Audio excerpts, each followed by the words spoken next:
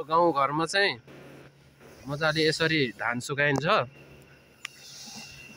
टक्क लाएर। यो चाहिँ हाम्रो गाउँघरको चलन हो धान सुकाउने।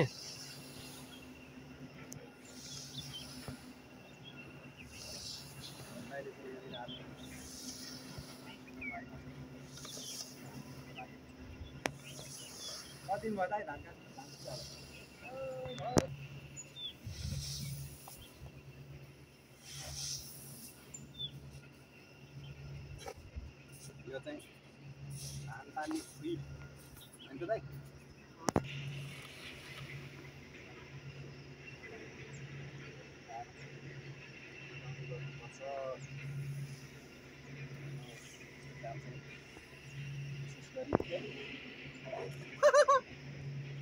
ल गाइस हाम्रो गाउँघरको धान सुकाउने तरिका चाहिँ यही हो है साथीहरू।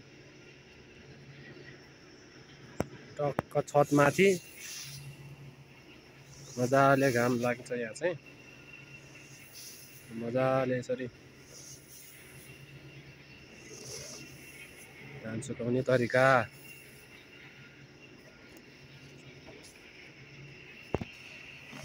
यो धान सुका चाहिँ 2-3 दिन बढी भइसकेको छ। यहाँ मजाले अब सुक्नलाई 1 दिनमा चाहिँ मजाले अब सुक्ने अवस्था हो यो।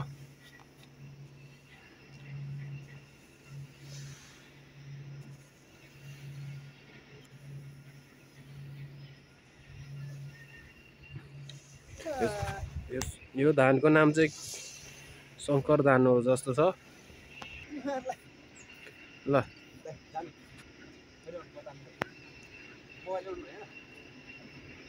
ल अब चाहिँ कुमार दाइको पालो छ हैन।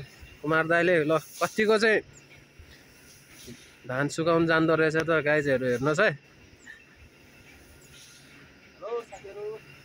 ल ल कुमार दाइ यो धानको नाम चाहिँ के हो रे?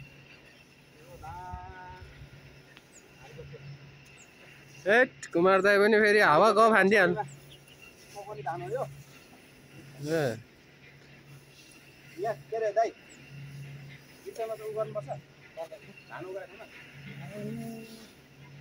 अलि राम्रोसित सुकाउनु है कुमार दाइ, सुकेन भने फेरि कहाँ भुस्ने राम्रो फेरि कुटिँदैन है धान। ल कुमार दाइ यो धानको नाम भनिदिनु त। ल यो धान चाहिँ एक्लै धान भन्छ खास।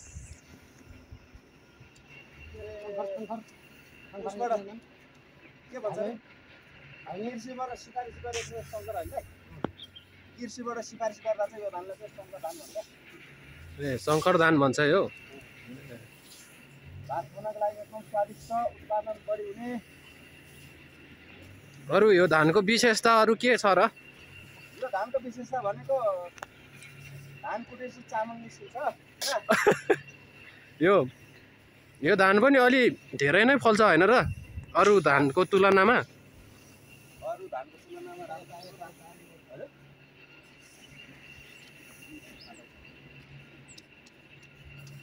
मेरो भिडियो हाल्लास् क्या हो? म भाइरल लाउने फेरि अहिले। ल ल ल अनि अरु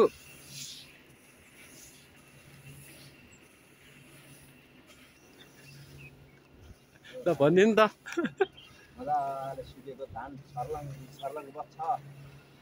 अनि नसुकेको धान यसो एउटा दाना टक्क टिपेर दाँतले टपाउँदा सुर्क आवाज आउँछ। अनि सुकेको भन्ने हुन्छ। ल हामी कृषकहरूको चाहिँ दुःख यही हो। त्यस्तै हो। ल